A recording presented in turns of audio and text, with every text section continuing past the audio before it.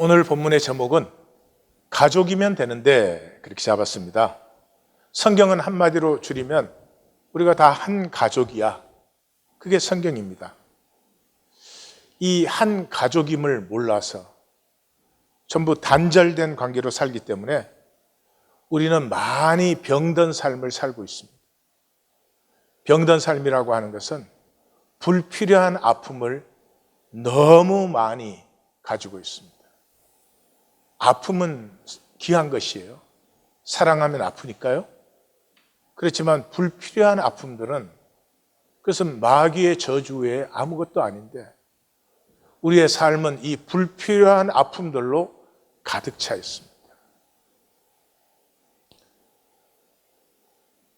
나도 아버지라고 부르고 너도 아버지라고 부르니까 우리가 형제 자매지요. 그 형제 자매를 사랑할 줄도 용서할 줄도 모르니 나눌 줄도 모르니 그 삶이 얼마나 힘들겠습니까? 구원은 모든 가치, 무한 가치, 절대 가치입니다.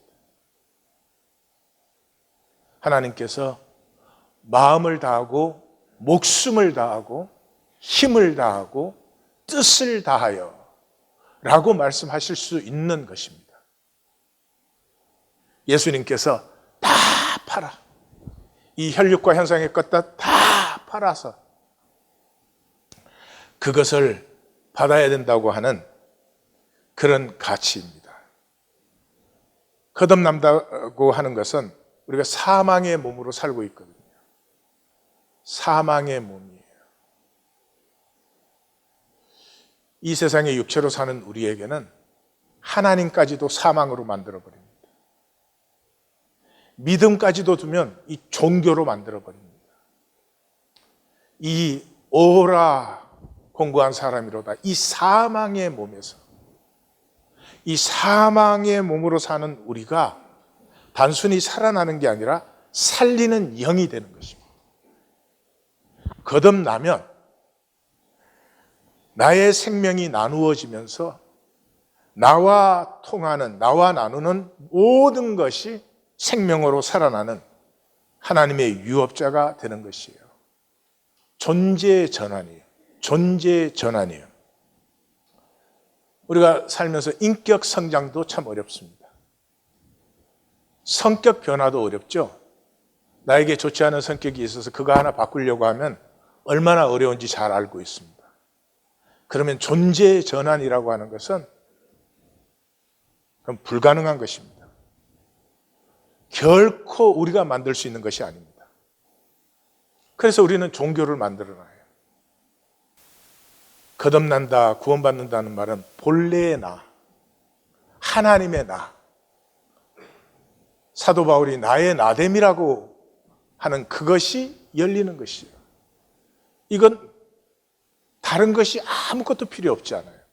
딱 한 가지만 있으면 됩니다. 진실. 진실만 있으면 돼요. 그런데 사망의 몸에는 진실이 없습니다. 이는 힘으로 되는 것도 아니고 능으로 되는 것도 아니고 오직 나의 영으로. 이러면 종교인들은 이것도 뭐 성령을 어떻게 받아가지고 뭐 이렇게.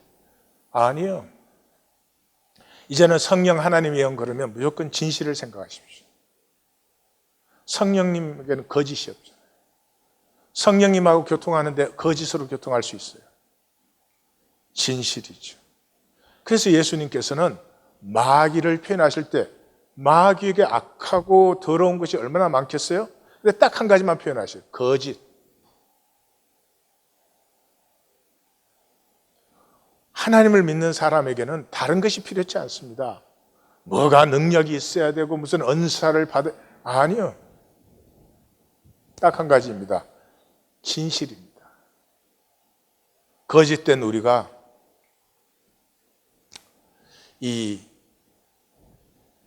우리 안에 있는 중심의 진실 이것을 만날 때 우리가 깨어집니다. 그래서 하나님의 섭리예요. 다 마귀에게 속아서 거짓 자아로 살아요. 거짓 나로 살아요. 그래서 내가 나를 버려요. 이 하나님이 창조하신 복된 나를 내가 버리죠. 그러나 그 거짓됨을 통해서 내가 하나님과 하나가 되고 싶은, 탕자가 아버지께 돌아가고 싶은 그것 외에는 우리 안에 진실을 열 수 있는 다른 길이 없습니다. 그래서 거짓 자아를 허락하시죠. 내 거짓을 만날 때 우리가 깨어집니다. 깨어진다고 하는 것은 무슨 헷가닥이 아닙니다. 조각되어지는 것입니다. 미켈란젤로가 커다란 바위에서 치즈를 깨어내기 시작합니다.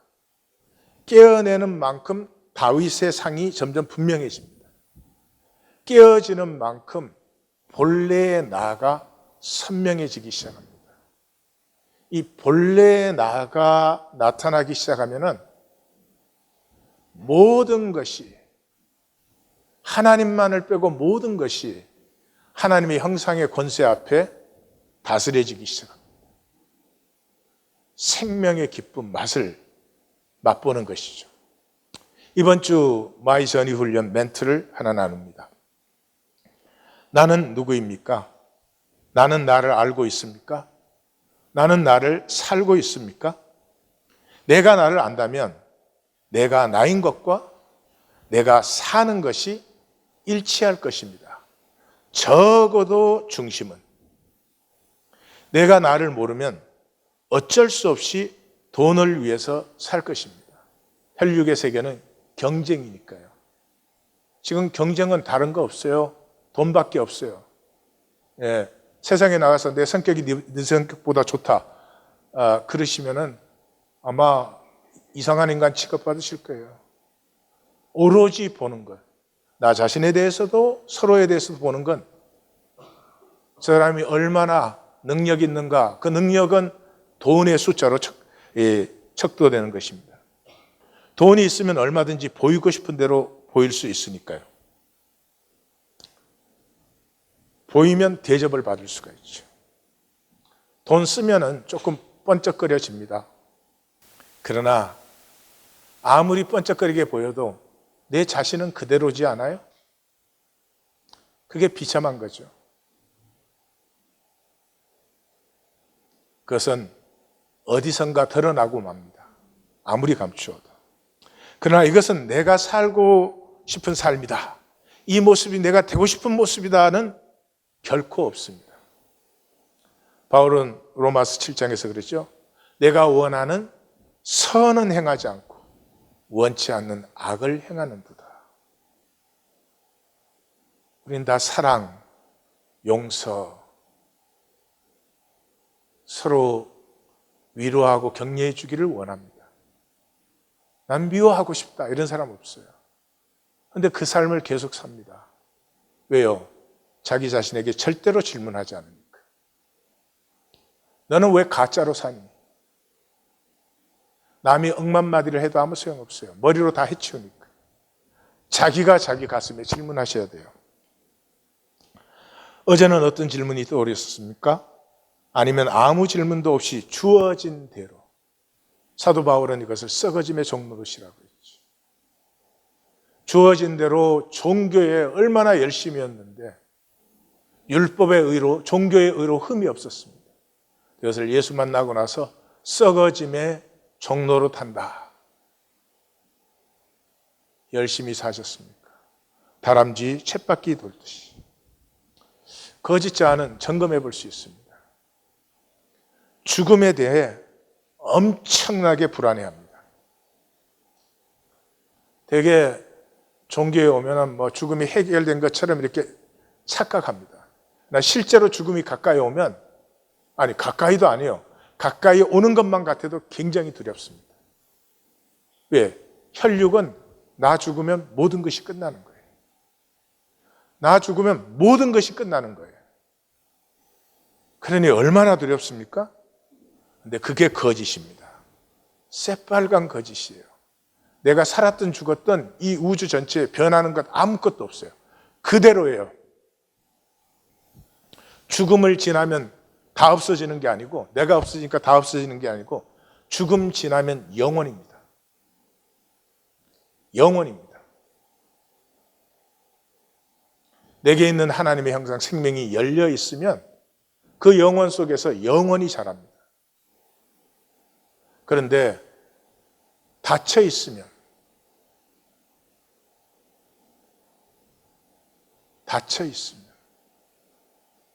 한 알 그대로, 한 달란트 그대로. 왜요?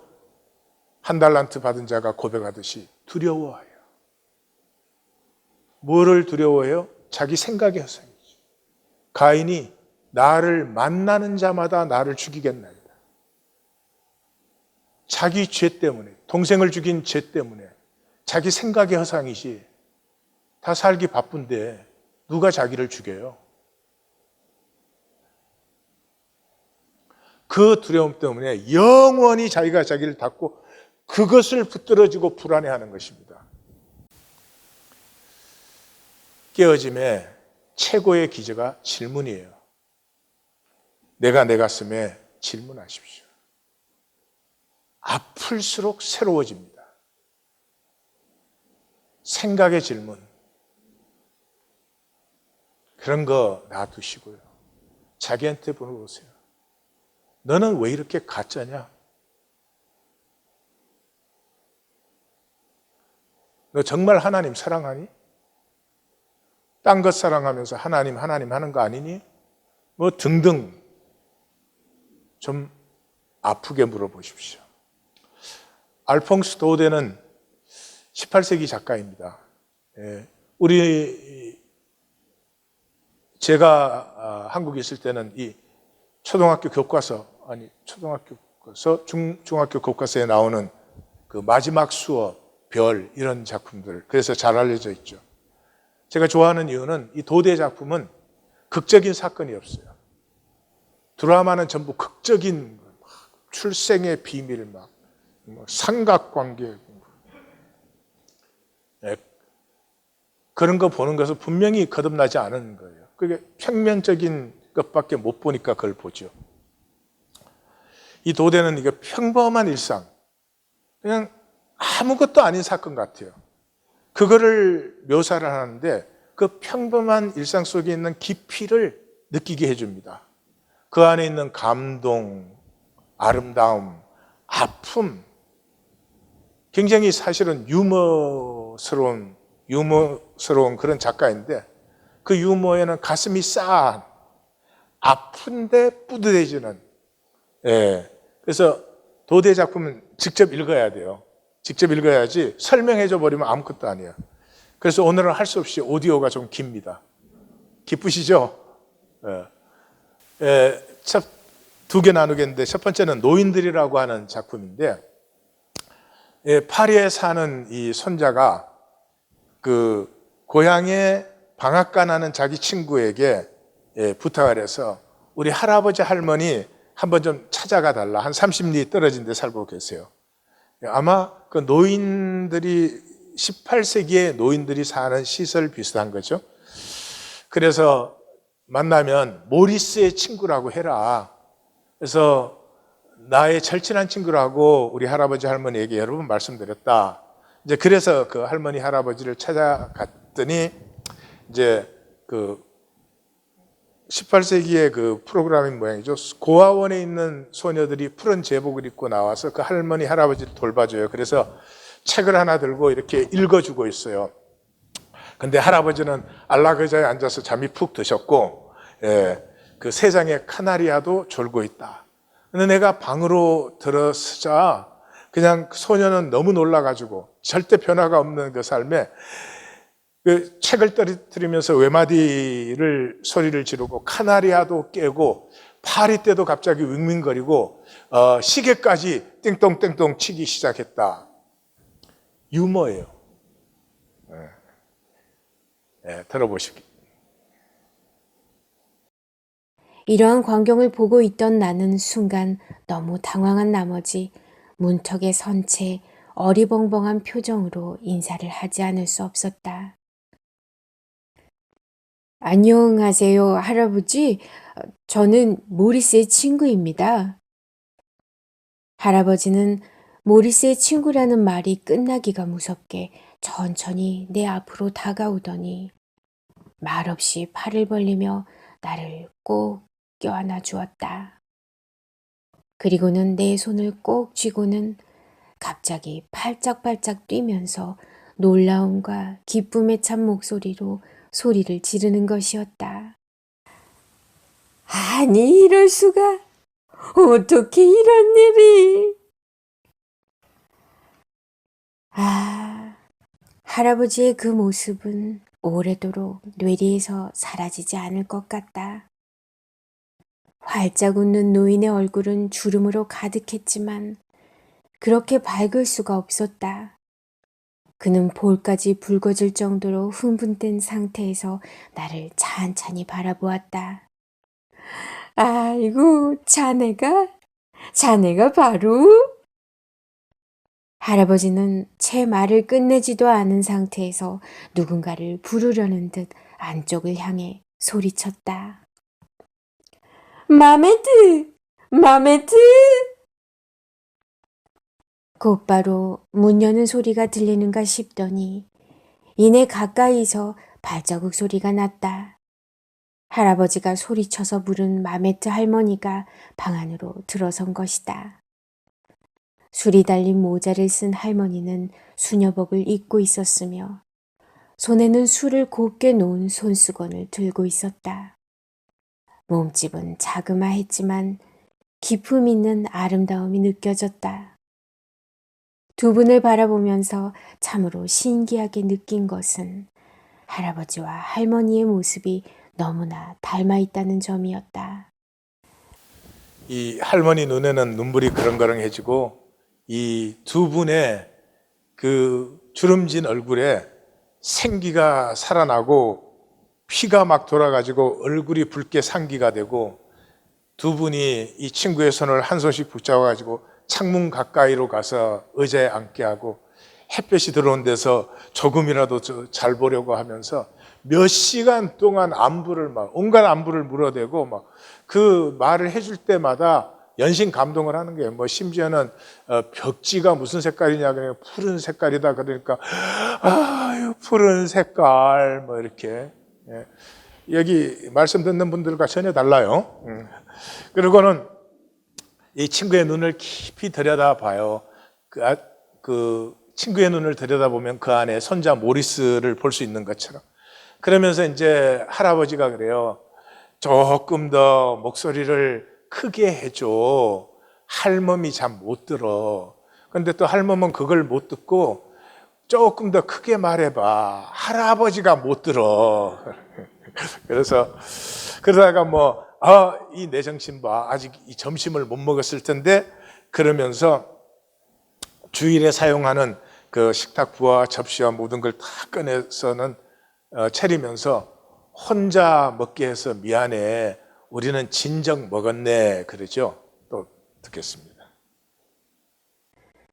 마메트 할머니가 나름대로 정성을 다해 차린 식탁은 조촐했다. 우유와 대추, 배, 그리고 딱딱한 빵이 전부였으니까. 하지만 그것이 적어도 할머니와 카나리아의 일주일치 양식이라는 것을 어찌 눈치채지 못했겠는가. 그런데 그만 나도 모르는 사이에 그것을 다 먹어버리고 말았다. 그러자 갑자기 식탁 주변의 분위기가 이상해졌다. 푸른 제복의 소녀들이 서로 팔꿈치를 쿡쿡 찌르며 수군거렸고 새장 속에 카나리아마저 마치 항변하듯이 시끄럽게 떠들어댔다. 저 아저씨가 내 빵 다 먹어버렸네.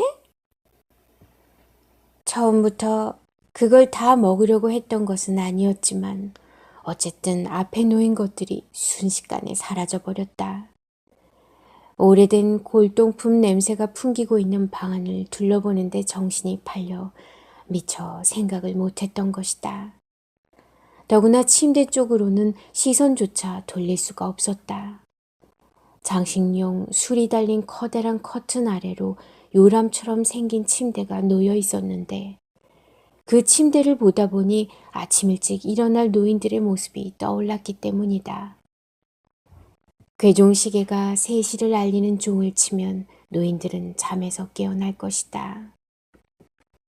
맘에 드자오? 아니요. 모리스는 착한 아이지? 그럼요, 착한 아이죠. 나는 나란히 놓인 2개의 침대를 보며 이런 대화를 나눌 노인들의 모습을 상상해 봤다. 식사 끝나고 나니까 이제 이 보불 18세기는 보불 전쟁 때예요. 독일이 지금 독일과는 다르지만 프랑스를 침략해 있고 그런 때니까 굉장히 먹일 것이 귀할 때고 그렇습니다.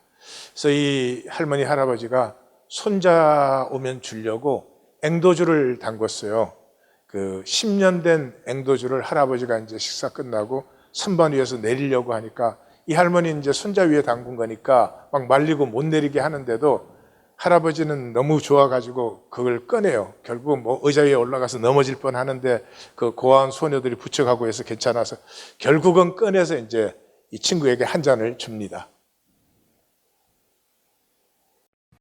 할아버지는 모리스가 좋아했던 앵두주를 은잔에 가득 채워 나에게 건네면서 당신도 한 잔 하고 싶은 듯이 침을 꿀꺽 삼켰다. 그리고는 내 귀에다 대고 속삭이듯 말했다. 자네는 운이 좋구만. 이 술을 맛보게 되었으니 말이야. 할멈이 10년 전에 담가둔 거라네. 자, 어서 마시게나. 그런데 이게 웬일인가? 나는 앵두주를 단숨에 들이켜며 속으로 이렇게 말하지 않을 수 없었다. 할머니, 이 앵두주를 담그실 때 설탕 넣는 것을 깜빡하셨군요. 하지만 나이가 들면 뭐든 깜빡깜빡 하면서 금방 잊어버리는 걸 어쩌겠어요. 그런데 할머니, 그래도 이 앵두주는 너무 하셨어요. 너무 독해요. 하지만 나는 아무 내색도 않고 한 방울도 남김없이 깨끗하게 잔을 비웠다.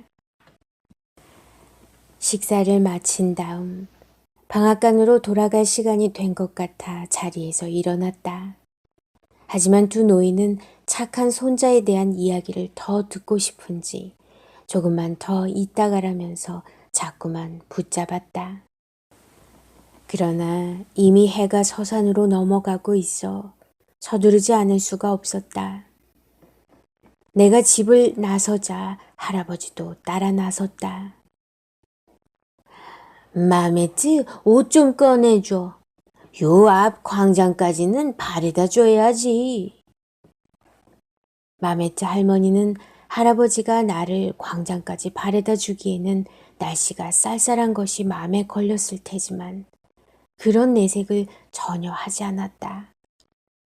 오히려 진주 단추가 달려있는 빛깔 고운 스웨터를 할아버지에게 입혀주면서 나직한 목소리로 말했다.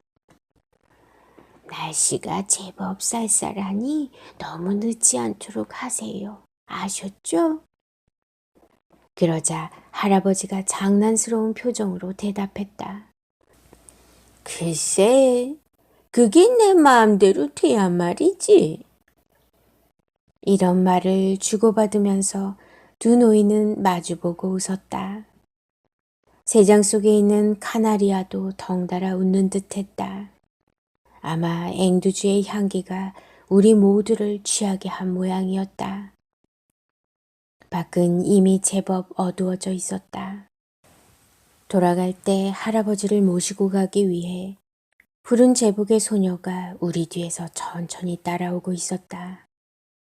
그러나 할아버지는 그 소녀가 뒤따라오고 있는 걸 눈치채지 못한 듯했다. 할아버지는 내 팔을 붙잡긴 했지만 젊은 사람처럼 걷고 있다는 사실에 무척 들떠하는 것 같았다.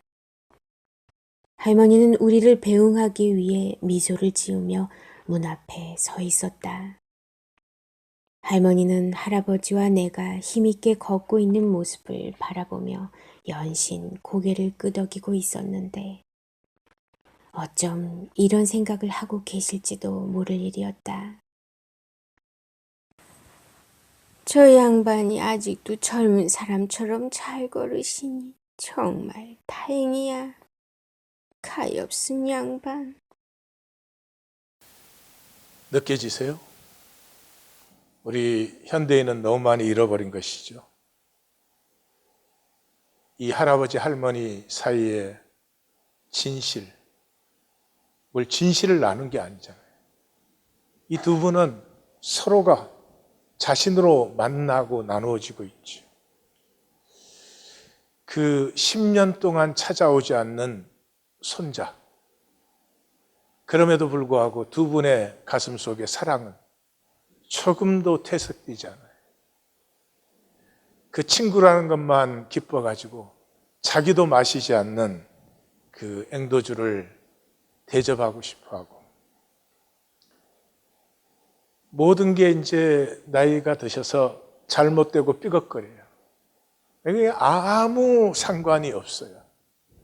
그런 것 속에서 서로를 느끼는 것이 훨씬 더 중요한 것이죠. 현대는 사랑 그럼 뭘 잘해주는 걸로 생각해요. 예. 현대는 슬픈 존재들이에요. 친구를 얻으려면 잘해줘요. 그 다음에는 더 잘해줘야 되잖아요. 결국은 그래서 이상해진다고. 사랑은 자기를 나누는 거예요. 자기 진실을. 사랑할 때 행복합니다.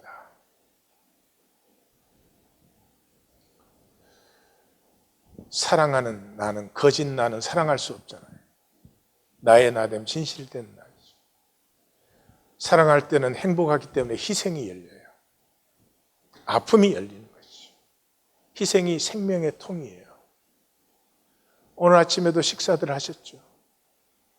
그 동물이든 그 채소가 우리를 위해서 희생되어서 생명이 통하고 있는 거 아니에요. 이 온 우주에 이가 하나하고 통하는 것은 희생 때문에 그래요. 그 가운데서 희생하지 않고 딱 닫고 있는 건 인간밖에 없어요. 그리고 심지어 그것을 복인 줄로 압니다.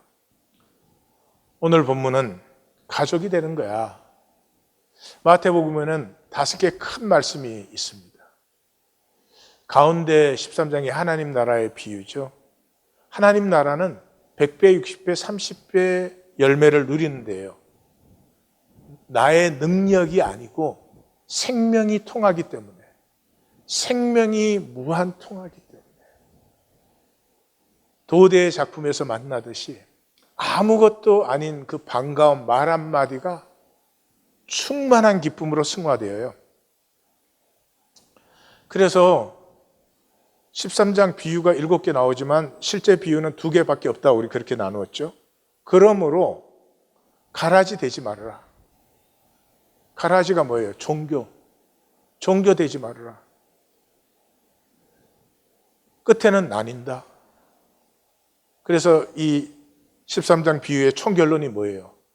의인 중에서 악인을 갈라내어 풀무불에 던져 넣으리니 거기서 울며 이를 갈리라.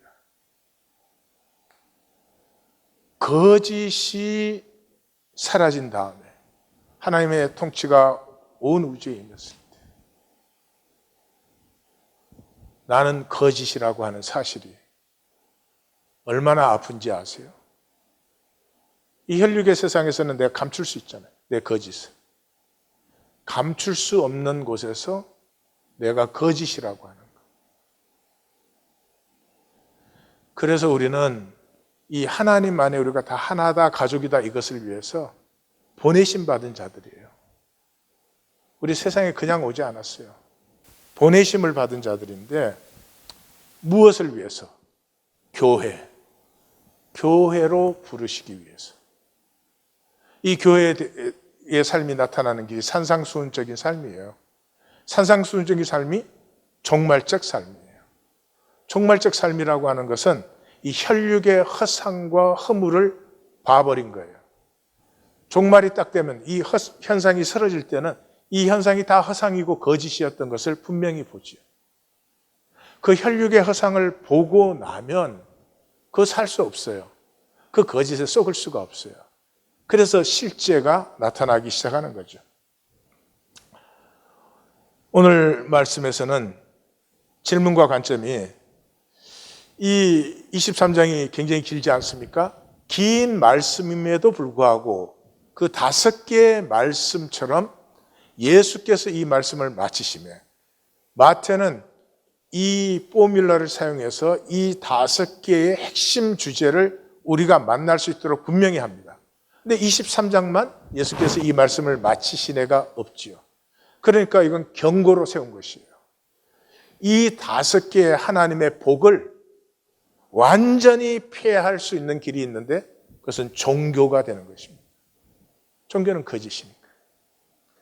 그리고 마가나 누가에서는 이런 내용이 굉장히 단편적인 데 비해서 마태에서는 길고 체계적으로 나오죠. 이유가 뭡니까? 너희는 교회야. 종교가 아니야. 이게 마태가 지금 1장부터 시작해서 우리에게 계속해서 이 선포하고 있는 것 아니에요. 그래서 23장 시작에서 벌써 무리와 제자들에게 이제 바리새 서기관 율법사 율법교사들은 다 사라지고 이제 교회를 대상으로 이 말씀을 주고 있는 것이죠. 그 관점에서 이 본문을 보면은 자꾸 만나지는 것이 뭐예요? 행하라예요. 행하라. 그들의 말은 행하고 지키되 행위는 본받지 말라. 이걸 잘못 이해하면은 말은 옳은 말인데 행위는 안 한다 그런 게 아니고요. 부처 설명해 주시잖아요. 그들은 말만 하고 행하지 않아요. 말만 하고 행하지 않아요. 왜요? 하나가 아니니까. 가족 안에서 뭐 그런 게 있어요. 그래서 모세의 자리, 지도자, 그딴 거 없다. 조금 더 유식하게 표현을 해보려고 했는데 난 저 말밖에 안 떠오르더라고요. 그딴 거 없어. 예? 종교가 아닌 삶이다. 살아라. 예? 가족이면 같이 그냥 살지요. 가족에게서 무슨 조직과 체계 세우고 그래요. 종교는 무거운 짐이에요. 의무감과 죄책감을 이용해가지고. 그래서 종교에는 절대로 희생이 없습니다. 가족이 아니니까. 가족이면 희생이 되죠. 저절로 서로 희생하죠. 뭘 희생을 하라 말라 하는 게 아니죠. 그래서 이 11장 갈릴리 사역에서 이 타운들이 회개하지 않은 것을 보고 예수님이 그러잖아요.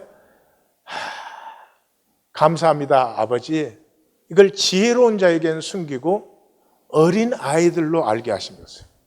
그 지혜 있는 자들은 이거 가지고 뭐 온갖 것들을 많이 만들어내겠죠. 근데 어린아이에게는 가족이에요. 부모가 전부고 형제 자매가 전부고 그렇죠.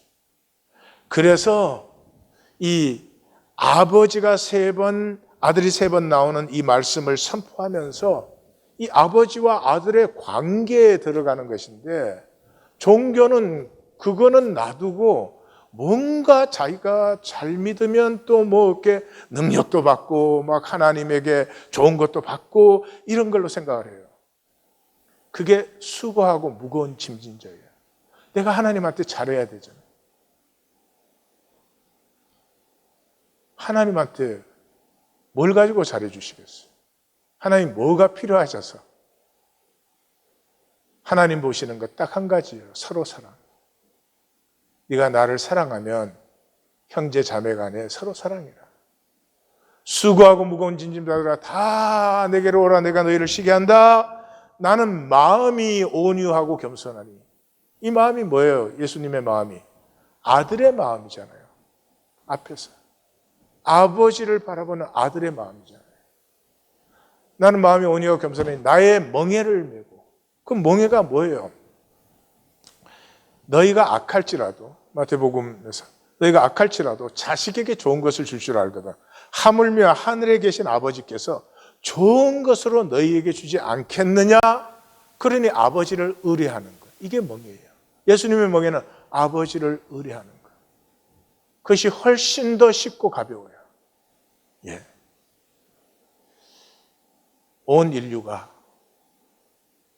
우리가 한 가족인 것을 살면 얼마나 좋을까요?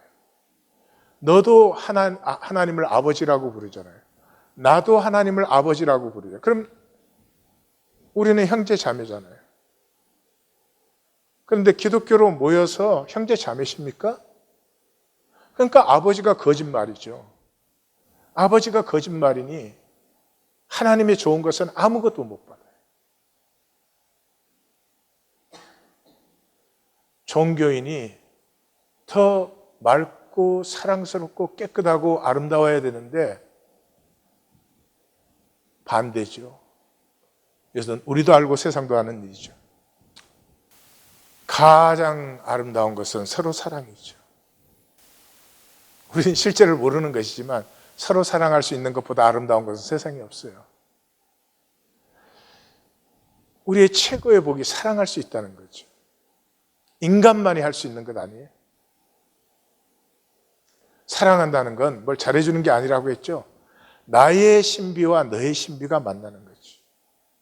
하나님이 지으신 모든 것에는 영원하신 신성과 능력이 있어요. 그 신비를 세상이 봐줍니까? 이 혈육의 세상에서 그게 나누어지기나 합니까? 그게 나누어질 때 최고예요. 그게 나누어지는데 다른 건 아무것도 필요 없어요. 뭐 믿음 좋아야 되는 것도 아니고 성경 잘 알아야 되는 것도 아니고 그런 거 아무것도 아니에요. 나면 돼요. 나면 돼요. 사랑할 수 있는 건 나만이 사랑할 수 있어요. 행복도 나면 행복할 수 있고 나만이 행복할 수 있어요. 거짓 나로 어떻게 행복해요? 어떤 자극이 만족되는 충족은 있겠죠. 그래서 마약은 쓸수록 도가 높아져요. 자극을 충족시키는 것이. 근데 밥은 일생 내내 먹어도 중독이 안 되죠. 이게 실제니까. 그런 것이죠. 그래서 최고 아름다운 것은 진실할 수 있는 것이에요. 진실할 때 실제를 누릴 수 있어요. 진실하지 못하면 거짓밖에 못 누리죠. 그러니까 세상이 모든 것이 되는 것이죠. 그래서 이제는 내가 하나님을 정말 믿고 싶다면 내게 무엇이 실제인지 만나야 됩니다. 선택해야 됩니다. 결단해야 됩니다. 혈육의 세상이 내게 실제라면 보이기 뿐이에요. 이 교회를 와서도 사람이 나에게 어떻게 말하고 어떤 대접을 하는가 그거 외에는 아무것도 없어요. 보이기 뿐이니까 껍질 만들기, 나뭇잎치만 만들기. 그 거짓으로 할 수 있는 것은 허상의 개인밖에 없어요. 끝날 때 보면 아무리 잘났어도 아무리 못났어도 그건 아무런 차이가 없어요. 끝날 때는 진짜냐 가짜냐 그거밖에 없어요. 이 본질의 천국이 실제이면 이 중심의 진실이 열려요. 겨자씨만큼만 열려도 이건 무한연대. 그 겨자씨만한 진실이 온 우주와 다 통하고 관계하게 하죠. 이게 생명의 통이에요. 실제를 누리는 거죠. 그래서 예수님은 이 혈육의 세상 속에서는 가족까지도, 그런데 본질의 천국에서는 원수까지도. 그래서 히브리서를 보시면 믿음의 사람들을 쫙 얘기한 다음에 이 사람들은 다 믿음을 따라 죽었으며 약속을 받지 못하였을 때, 약속을 못 받아야 진짜 믿음입니다. 이 혈육 현상 세계에서 약속을 받았다면 가짜죠. 이 혈육 세계는 쓰러지는 건데 그것들을 멀리서 보고 환영하며 이 현상 세계에서 저 하늘을, 본질 세계를 멀리로 보면서 살아요. 그래서 외국인과 나그네라고 말했어요. 외국인과 나그네임을 정언했으니 그들이 이같이 말하는 것은 자기들이 본향 찾는 자예요. 떠나온 하늘을 찾는 자들이에요. 이 현상 세계에서 내가 무엇이 되느냐가 아니에요. 그들이 이제는 더 나은 본향을 사모하니 하늘에 있는 것이라. 땅이 실제이면서 하나님이 실제가 될 수 없습니다. 하나님이 실제인데 땅이, 돈이 실제가 될 수 없습니다. 우리의 나님은 진실과 거짓뿐입니다. 겨자씨만큼의 진실만 열려도 영원 세계에서 영원히 자라납니다. 날로 새로워지죠. 그런데 이것을 끝까지 닫아버리면 한 알 그대로, 한 달란트 그대로 이제 돌아가는 시간입니다. 회개의 시간입니다. 회개 없이 아무것도 새로워지지 않습니다. 회개는 깨어짐입니다. 근데 종교는 깨어짐이 참 어려워요. 그래서 이 말씀 읽기 전에 마태복음에서는 주님께서 2번이나 강조하셨어요. 먼저 된 자가 나중되고 나중된 자가 먼저 된다. 종교적일수록 스스로 거짓되기 쉽습니다. 하나님의 이름으로 거짓되니까요. 차라리 세리와 창기가 어찌할꼬 나를 긍휼히 여기소서. 나는 죄인입니다가 훨씬 쉬울 것입니다. 이 혈육의 종교에는 그래서 희생이 없습니다. 예배를 드려도 예배가 희생이거든요. 제사 희생이거든요. 연보를 드려도 많은 분들이 텍스 내는 줄 알아요. 이거 하나님한테 내야 되는 건 줄 알아요. 하나님에게는 내야 되는 것이 아무것도 없어요. 일부를 드려도 자원함으로 드리는 것이에요. 종교에 썩지 마십시오. 혈육의 종교에는 희생이 없어요. 희생이 없기 때문에 성화가 일어나지 않아요. 생명은 희생으로 자라나는 것이죠. 역설적이지만 인간의 숭고함은 깨어질 수 있다는 데 있어요. 우리는 들림의 존재이잖아요. 우리는 들려서 들린 자리에서 나를 바라보고 나의 조건과 상황을 바라봅니다. 그리고 그곳에서 거짓된 게임을 하고 있는 나의 절망을 직면할 수 있는 존재예요. 그래서 깨어집니다. 이 깨어지면서부터 자원함이 열립니다. 중심의 진실이 열려요. 이게 want of heart.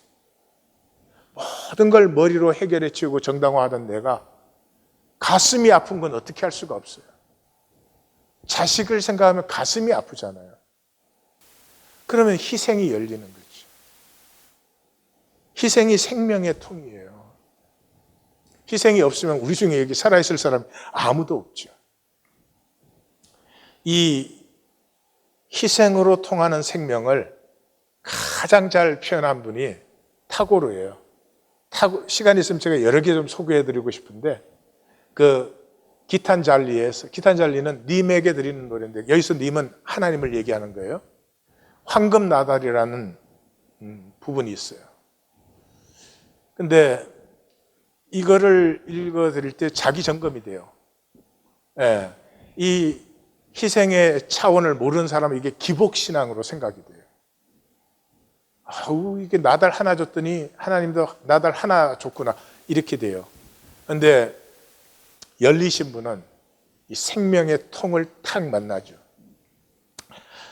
나는 마을길로 이 집 저 집 구걸하며 다녔습니다. 우리 인생이에요. 그때 갑자기 황금마차가 멀리서 꿈처럼 나타났습니다. 나는 희망이 부풀어 오르기 시작했습니다. 이제 나의 부르는 끝났다고 생각했습니다. 님이 내게 베풀어 주실 식물과 재화를 기대하며 나는 님이 타고 있는 황금마차를 기다렸습니다. 드디어 황금마차가 내 앞에 멈추었습니다.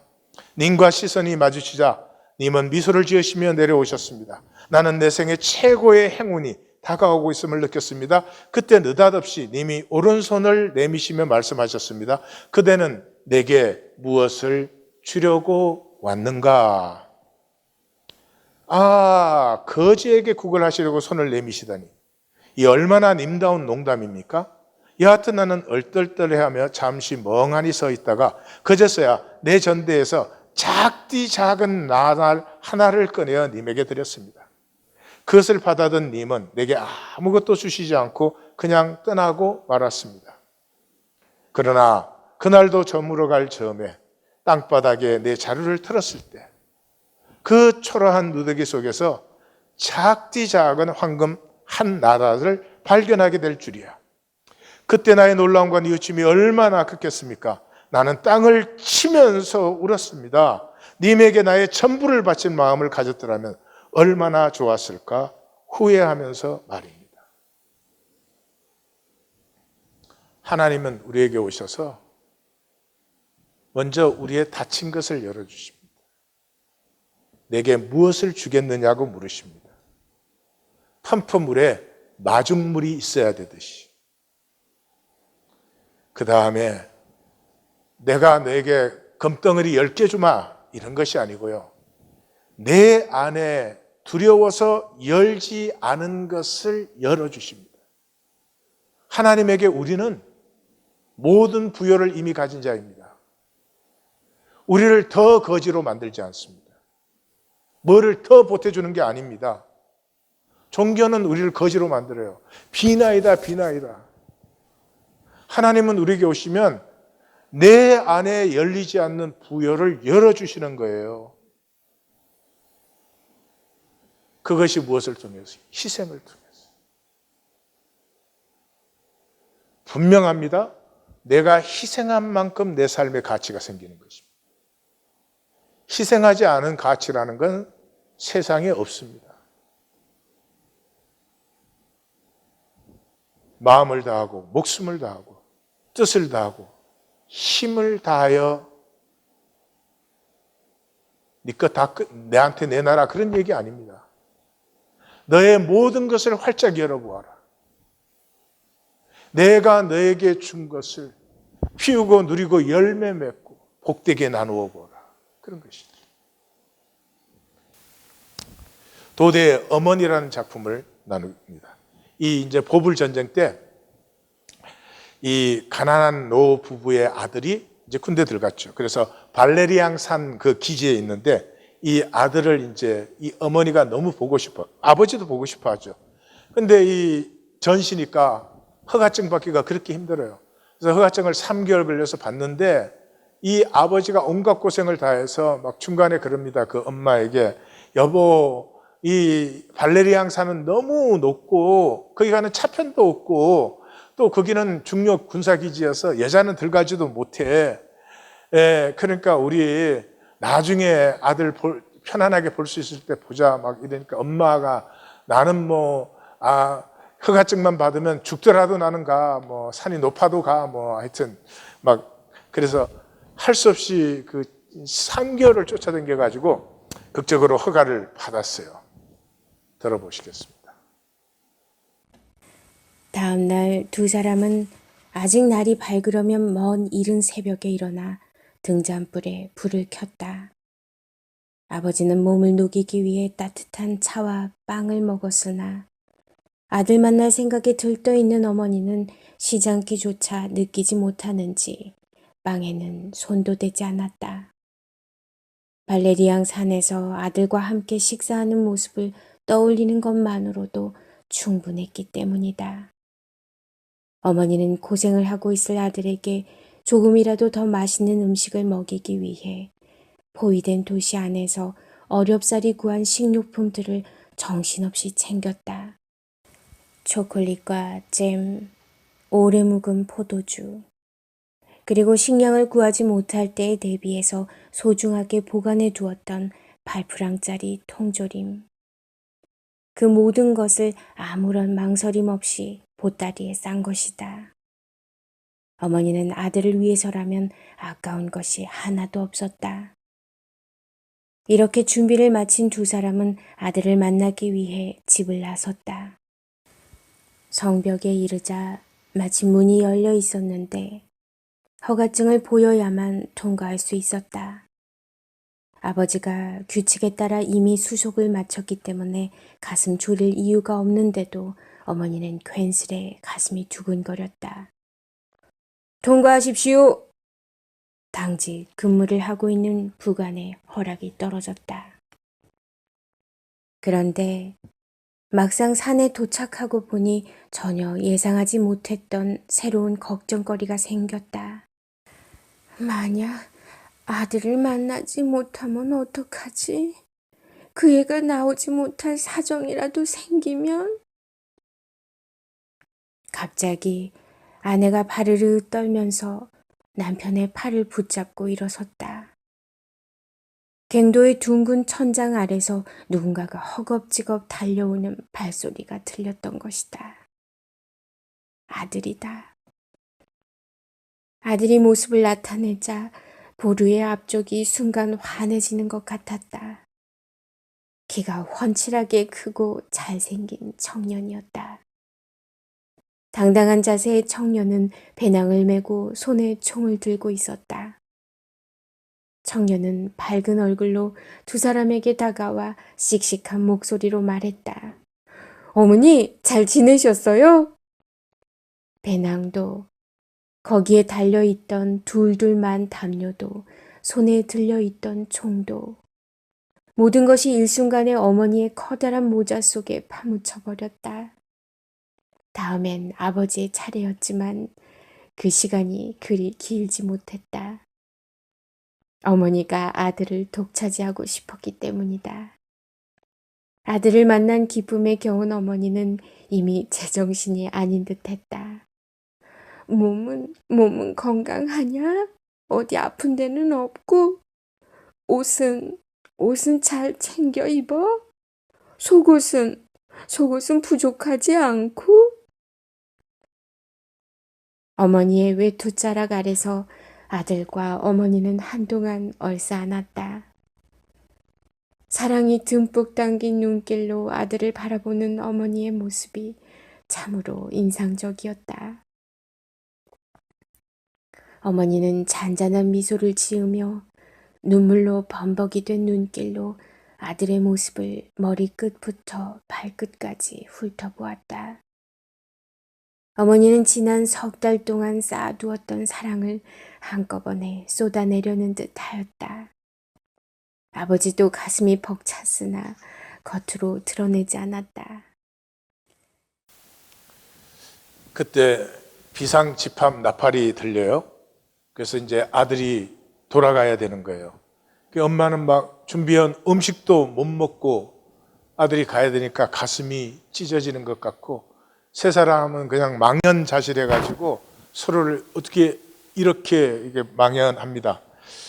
그때 아버지가 그러면 이 통조림이라도 갖고 가렴 그러면서 네 엄마가 챙긴 거다 그러는데 손이 떨려가지고 통조림이 찾아지지 않는 거예요. 이게 어디로 갔느냐 그러면서 막 그다 찾아서 이제 주고, 아들은 급히 달려가죠.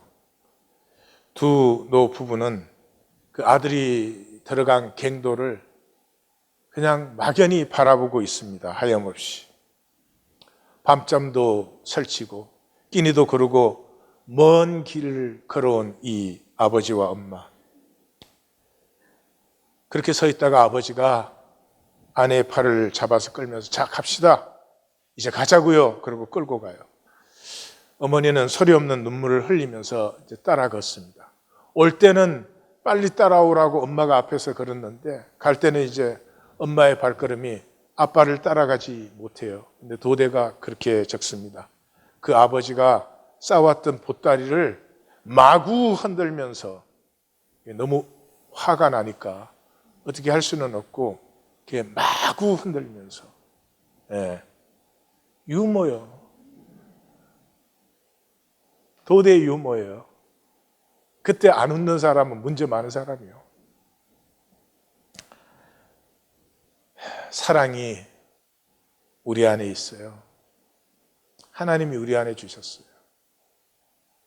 왜냐하면 사랑할 때 우리는 가장 행복하고, 사랑이 없으면 아무것도 아니에요. 이 사랑 때문에 우리는 어려움 속에서도 행복하고 고난 속에서도 주저앉지 않는, 그런데 혈육의 삶이 되면 깨어지지 않으려고, 사랑은 계속 깨어지는 것입니다.